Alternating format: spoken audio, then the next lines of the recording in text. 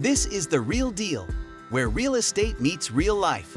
Whether you're a seasoned real estate expert, a first-time home buyer, or if you're simply passionate about hearing small business stories, this is the podcast for you. Join us as we dive deep into the world of real estate and beyond. Hi there, and welcome to episode 19 of The Real Deal, where real estate meets real life. I am your host, Janine Igliani, with my co-host, Ryan Hatcher. And our guest today is our first ever repeat guest. So that's kind of cool that we've done this that long that we can have a repeat guest. But we have Stacy Williams with Bright Mortgage. We're super pumped to have you, Stacy. Thanks for being here. Awesome. Make sure you talk into that microphone. Yeah, Brett will get on you if closer. You don't. Here we go. Just don't. You don't have to go like Ryan and do like a sexy nighttime radio host. I kind of like that. I really like that. That's totally Ryan. It's totally unintentional too. It just does something to you. That could have been, Ryan, you could have had like a second career. Yeah. Well, maybe you do and we don't know. Yeah, maybe I'm made more for radio than TV. more than one all way. the time. He's right? got some weird Face for radio, baby. Anyways, Stacy, what is going on? Well, we're all surviving this Yes. crazy new market, and it's interesting to adapt and figure out what's going to work and how we can help serve people buy houses. I mean, and financially afford it, because obviously there's a lot of obstacles with prices and rates. Mm-hmm. It's not a joke. Yeah, that's the reality, issue, right? It's crazy when you think about home prices. Yes, they've come down, but it's nothing super significant. But rates have basically doubled. Yeah, easily. Right? We went from 3s to almost 7s, or we touched 7s for a while, and we're close to that now.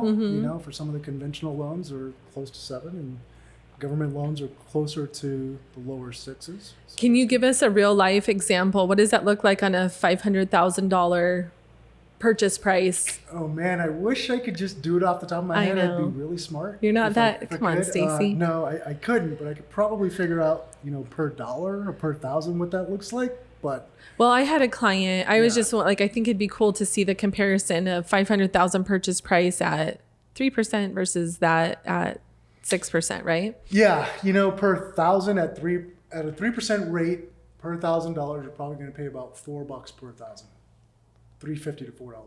Mm-hmm. So $4. So about $4. Like if the interest rate was in the 3s, you might pay $4 per thousand financed. Right. And so if you financed $100,000, that's $400 a month, right? And at close to 7%, it's about $675 per $1,000.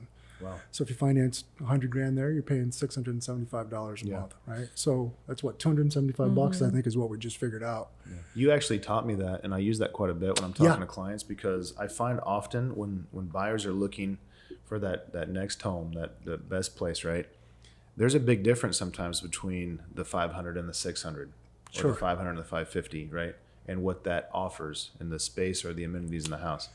And so for every $10,000 that they spend, it's about a $70 difference in their monthly payment, right? 60 to 70 bucks. Yeah. So that's a good rule of thumb. I love it. Yeah, and it's very helpful, especially if a client is going to, maybe not consider what they really want in a house because of that difference in price point, right? And I've been through this enough time buying my own houses that I would rather pay $60 a month to get what I wanted in the home that I planned to be in, right? Yes. So, I mean, it's like buying a car. You're going to keep the car for several years. Yeah. This is going to be way more as a house, right? Yeah, So 100%. I think often, but especially during the crazy market we came out of, where so many offers were going in and you had to compete. I think a lot of people, well, statistically, we read some stats that people were unhappy in their house because they either felt like they way overpaid or they didn't go for the next level that would have made them more happy. Sure. Or now they're dealing with repair issues because they didn't address that or negotiate that. One of the biggest things I tell clients all the time in this market that we weren't seeing in the past is the ability to get a seller credit so that the buyer can then use that to buy down their rate. And that can be super helpful. So significantly helpful. Yes.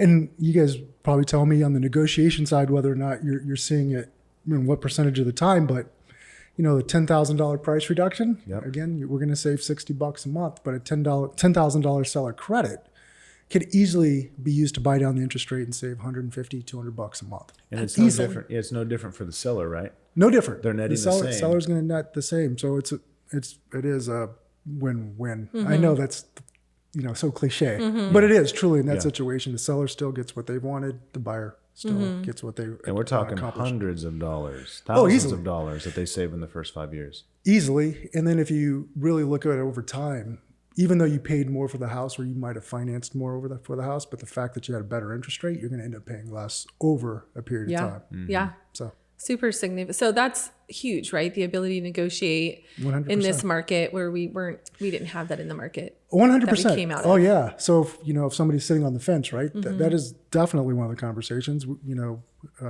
especially if you are buying your first home or you don't really have significant buying power necessarily. Now is the time to be in the market, so you're not competing against other buyers, 100%. right? So you have way better chance now than you would when rates drop and that demand picks back up. Yeah. And I've also noticed recently, as I've talked to many builders, that they're not dropping prices much anymore. I bet. They're now starting to move upward again.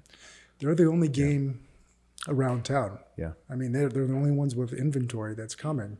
Well, it's different for them too, because they can control, right, what they build. So they have that lever. Yeah.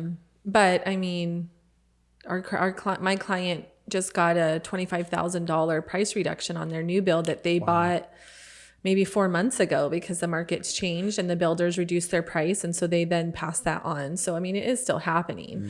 They're just pricing it better now. Would you recommend that to anybody who's under contract for new construction to explore that? 100%. And that's one of the benefits, Stacy, of having a realtor representation on a new build, is having a realtor that can advocate for you, that knows those things, that can ask those questions as that process unfolds.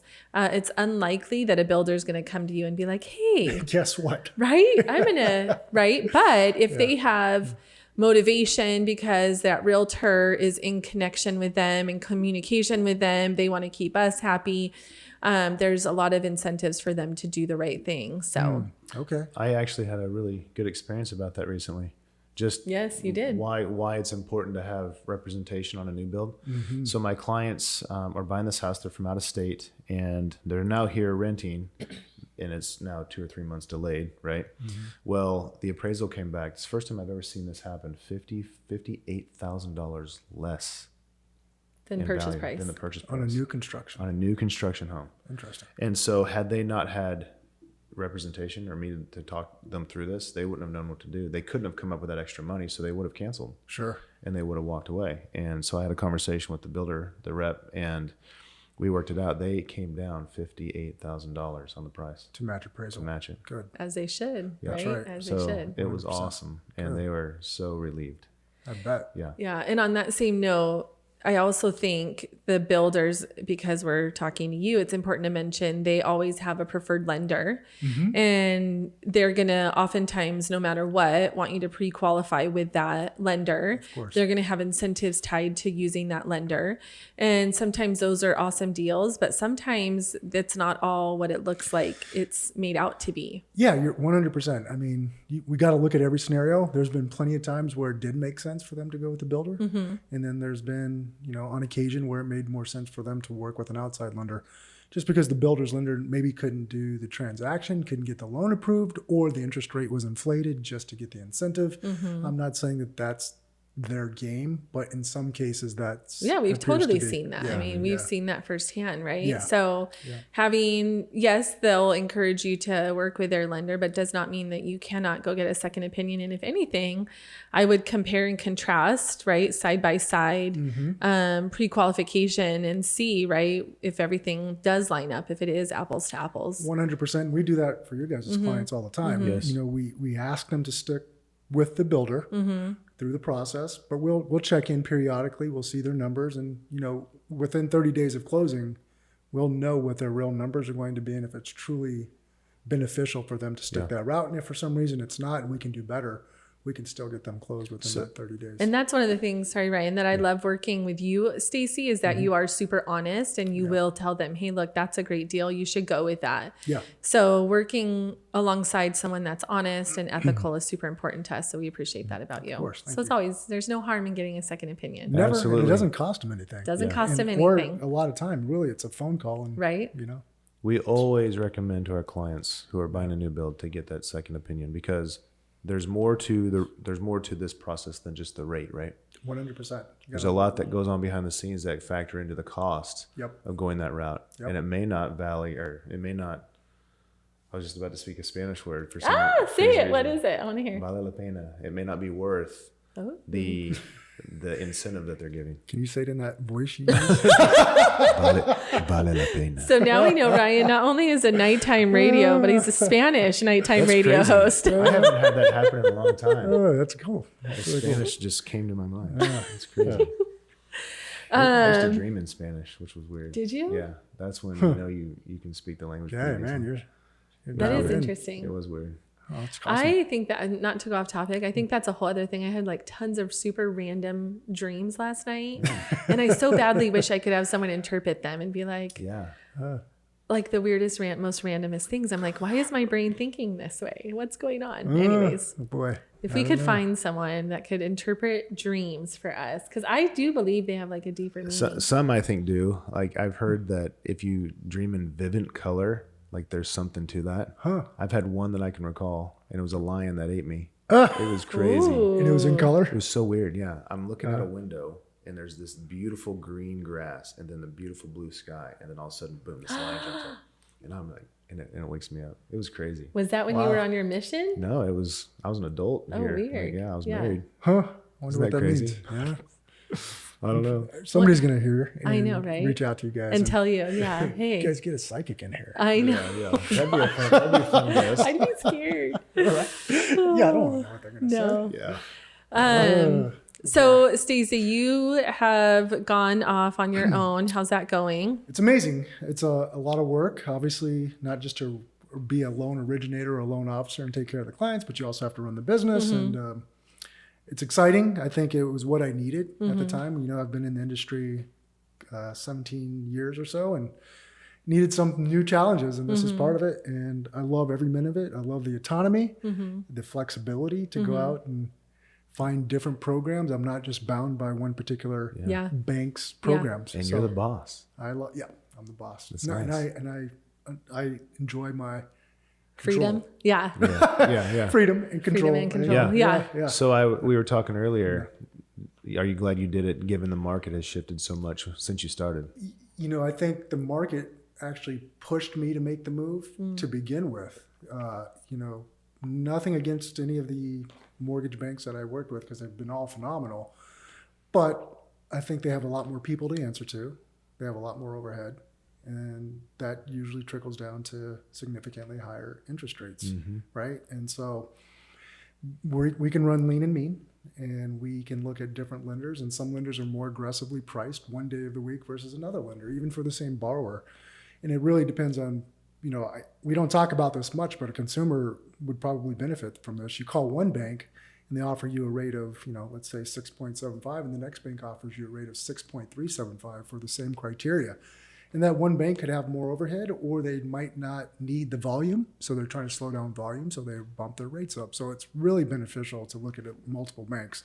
And so we can do that on their behalf. So we can take the work out of the consumer's hands. Nice. And do So it that's a for them. huge benefit Huge. to working with you specifically, or at least having a conversation with you. Yeah. Because you aren't bound by any certain constraints. You actually have more options at your fingertips than a traditional lender would. 100%. And you just never know from one day to the next. You know, and some consumers fit better with one institution versus another just based on their qualifications. So how can you give us an example of like a creative deal that you did now that you couldn't do before? Not creative, but I can say you've had more flexibility with fees and things. Well, 100% on fees. I mean, you know, being able to beat a builder, Right. a builder incentive, Right. in some cases. Even That's if it's been- like $10,000 incentive? in some cases, yeah. Wow. It has to be the right scenario, obviously, and we have to really look at it. Does it make financial sense for us to do it? Yeah. But, you know, if it does, and it benefits not only us, but it might benefit our clients, and when I say clients, you guys as our realtors and the borrower, then we can do it. It just really depends. So that's beneficial. Some banks allow certain things where other banks will not. And they call those overlays. So some banks have overlays on top of guidelines. And what I'm saying is probably boring. But let's just say, okay, here's a good example. You've had a bankruptcy and then you've had a late payment since the bankruptcy. Some banks really frown on that. They won't do a loan, right? Where another bank will still consider it or do a loan after bankruptcy in the seasoning timeline. So that's beneficial. And I know it's a really small example, but there's probably others I just can't really think of at the moment. Well, that reminds me of, because we get this a lot too, right? Where people are thinking, okay, down the road in a year from now, I think I'll make a move or whatever, right? So there are things that they can do today to prepare for that upcoming move, whether it's 6 months or a year down the road, right? So it's always beneficial to, again, have a conversation if it's something that's on their radar in the somewhat near future, where you can advise them on what to do to raise their credit score, help put them in a better position. I remember when I was doing it, you said, Janine, keep a small balance on your credit cards. Right. Don't pay them off every month. And it was like, okay, right, to help raise my credit score. So I'm glad you actually brought that up because there's been a little change in that, but that used to be the guidance we'd give all the time. A small balance looked better than a zero balance. And there's a whole reasoning behind it because utilization shows you're actually utilizing the card. But as within the last 6 to 12 months, a zero balance is just as impactful as a small balance. Ooh, good. Yeah. So that's good. That's nice because that's where I want to be. Yeah, right? And so my guidance has changed a little bit when we have those conversations. But at one point in time, that was the narrative. Well, and either way, right? Just having it personalized to you and your situation. What is going to help me? Because we're all different. Yeah. Speaking of credit cards, did you guys hear that there's like over $1 trillion in credit card debt, like the highest ever right now? That makes sense because nobody appears to be slowing down on purchasing right? beyond housing. But yet everything is like skyrocketed. Yeah. I went to the side note, went to the grocery store. We were having dinner with friends and stopped at the store on the way there to pick up some stuff, maybe a beverage or two, chips and salsa, like nothing major. It was like over $100. Wow. And I'm like, what is this, right? What did we buy? Everything is It's just gone up so much. Overpriced. It feels overpriced. Oh, for sure. Yeah. So we'll see what happens. I think, obviously we can't continue down this path. Yeah. And even when rates do come back down, when they lower prime, whatever that is, 12 months, 24 months, who knows? That debt's still going to exist. It might not be accumulating as high as interest rate as it was, but it's still going to exist. And people are going to have to take action to pay that off. Do you think, Stacy, that rates will come down at some point, or do you think this is kind of our new normal? I think eventually they will come down. How much is a different question, but I do think we'll see some relief. The target rate is 2% on inflation, and I think it was 4%. So if we can get down into that 2% range where the Fed wants it to be, I think we will see some relief. What does that mean? Could be 5s, right? I don't know if it'll be any lower than that. Right? Yeah. So I looked at this stat. I think the average interest rate since 1980 is like 5.97% or something like that. It was like 7. 7. Yeah. Okay. I think it was since 90 it was 5.97, so 6%. Sure. So many people right now don't want to sell because they have a 2.8 or a 3 or even lower sometimes, and now they're going to get that 6 plus. Do you think we'll ever see 2s again? I wouldn't bet on it. Yeah. Right. If it happens, that'd be amazing. But yeah, I just don't see that being the case. Well, and that kind of goes into our upcoming class, mortgage hacks. Yeah. There are creative things that you can do to keep that rate, even keep the house. And something that people don't think about is VA loans and assumable VA loans. Right. And if you're a VA buyer and taking over those super low rates is an option. 100%. Yeah. So VA is assumable from one veteran to another with eligibility. Pros, you keep the same interest rate. Cons, you can only finance what they have on their loan. So you might have to bring in the difference of the sales price versus the loan balance. That also applies to FHA financing for an FHA buyer. But at the end of the day, if you have the capital and you're able to accomplish that and get that rate, assume that current rate, that's amazing. Yeah. Super cool. Yeah. You can also pull equity out. 100%. Yeah. You can, and you know how you do it. There's several ways. One, you can do what's called a cash out refinance, which is not very appealing right now because then you're giving up that super low interest rate. The other alternative is to do a line of credit or a fixed rate second mortgage or some sort of second mortgage, whether it's a HELOC or a fixed rate loan.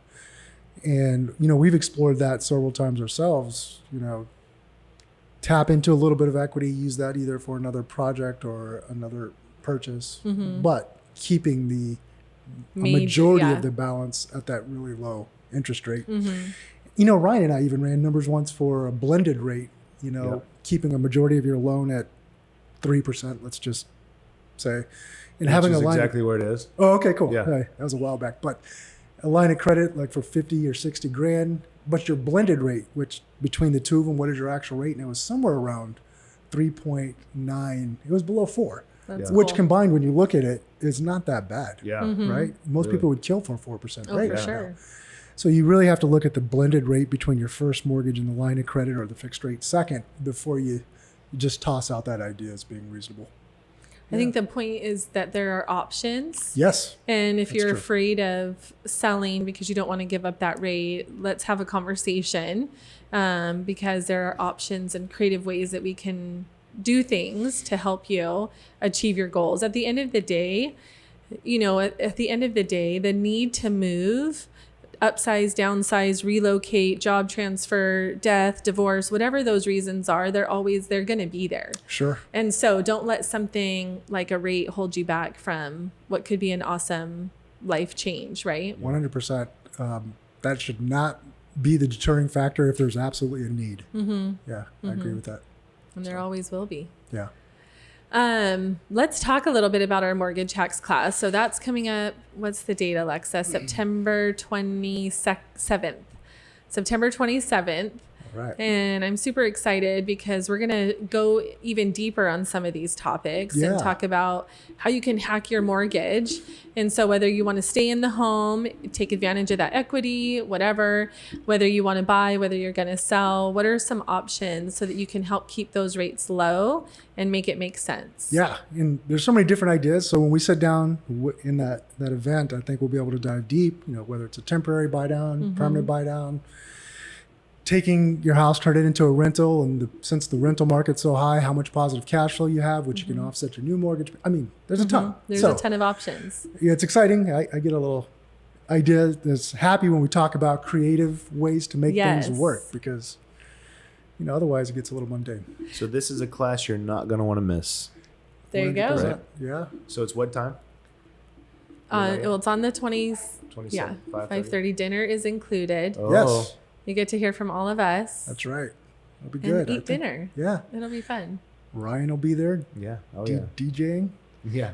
introducing us. I will be. I might sing you a song. Nice. We need a padded microphone for you for this event. What else, Stacy? What else is going on? What else should we talk about? Wow. I mean, you know, I think affordability has obviously been an issue, right? And, you know, either saving for a down payment or whatever it is. So a lot of the, you know, government-backed loans and different things, they're trying to come up with different ideas to help make things more affordable for home buyers. And whether that's minimizing down payment or helping pay mortgage insurance, there's really a lot of good programs out there. You just got to get educated, and that you can only do that by, you know, obviously reading, taking the time to explore, but more importantly, just talking to somebody. Talk to an expert. Yeah, because they can help direct you and get you in there quickly. You know, that kind of reminds me of something else. You mentioned earlier that people are looking maybe to make a move in a year from now, right? Yeah. Because they're anticipating that need. I find often that they don't start preparing early enough. True. You know, they get closer to that, let's say a month away, and then they want to have a conversation. Unfortunately, there are things that they could have done earlier to really set themselves up nicely and be prepared. Yeah. So what do you recommend for that? Well, you know, obviously everybody's situation's a little different, you know. You know, somebody who's been down this road before and, you know, kind of has a finger on their pulse of what their qualifications look like, they have a little bit more flexibility on when they start the process. But somebody who's never been down the road before, or may have a few moving parts, whether they're self-employed or they have questions about their credit profile or debt load. If they give themselves ample time before they plan to move, we can give them guidance. We can help guide them through what they can do to make themselves look as good as possible, not only to get qualified, but to get the best terms that they can get. Yeah. And in some cases, when people wait, they obviously qualify still, but they didn't get the best terms that they could have got with just a little extra planning, right? And so prepare early. I'd say, at bare minimum, 90 days out. Okay. And, part of that pre-approval process, I think people are concerned with either a credit pool, like you're going to get your credit pulled, it's going to ding my credit score. Well, us specifically, and I'm sure there's a lot of other banks out there, we can do a soft pull, which means it doesn't show up as an inquiry, it doesn't ding your credit score, but we can get all the information we need to make sure that they're approved. Nice. Yeah. That's great. So nice. it works really well. Yeah. So again, don't be afraid. And, I think it's easier for me to say that than somebody who hasn't been down the road, because it's probably a little stressful. Well, and you've seen it all. You've worked with so many people. You've seen it all. So there's probably nothing that could surprise you. No. Right? No. I've seen a lot. Yeah. Hey, I want to switch gears a little bit, if that's okay with you guys. Yeah. So Ryan and I recently did a podcast episode on work-life balance. I watched a part of it. Yeah. Oh. Yeah. And I thought, as a family man, a business owner, you're in a relationship, that you could maybe share, like, what are your tips to manage that, to balance that work-life family balance? Be present when you're there, right? When I'm around, Angela or the kids, or we're at the home, I'm generally trying to be present in what's going on at the moment, not necessarily worrying about a work or a work call or trying to figure out an application. Unless I call you when you're on a date. Well, of course. Which You've happens. done that, Ryan. Which happens. I didn't know it. Yeah. But I think being present's been very helpful, at least so that moment in time feels like the person I'm with, whether it's my kids or Angela, they feel that I'm there and not distracted. I think that's important. And I think, before we started recording, you talked about, the pendulum swing back and forth. And sometimes you have to put more focus on business and other times you got to put the focus on the kids or the relationship. But I think you have to treat them all as important as the other. Yep. Right. Yep. Not one component is more important than the other. More so when I reference business. I think family is probably always more important. And, we've all heard and learned, your number one client is your family, right? And so we got to take care of them. For sure. That's so good. I got one. So what's your morning routine look like? It's what do you prioritize in the morning so that you'll have a successful day? Well, for me, in the last 6 months, I've gotten back into the gym. So I'm an early riser. So 4 or 5, I'm up and at the gym. And to me, that starts the day off right. When we were on vacation, Stacy was working out before we were even waking up. Yeah. I remember. I love it. I like going to the gym early. I like because there's nobody there. Yeah. And I can get through my routine. I can get my headspace right. And I don't know. So that's worked for me, is getting up early before everybody else is up. I can have my gym time and some quiet time and 3 cups of coffee. And then I make the kids breakfast or lunch, get them ready for school and out the door. Sometimes I do a few emails. I don't know. But that's how I like to start my day. Yeah. Early and a lot of times gym. The gym is awesome. Yeah. Gym is great. It's good for like good stress relief, and we need it. yes, we do. Right? I hear cycling's really good. Just don't pass out. Well, Stacy, are you still mountain biking? You're into mountain biking. I am. I haven't because of the heat. There's a race coming in November up in Pine Top. I'm going to do. Oh, fun. I'm going to do it with Daniel Putty and Awesome. maybe Brandon Tracy. Nice. Yeah, so we're going to do that. And then December, there's another race over at Papago. Or not Papago, but I forgot.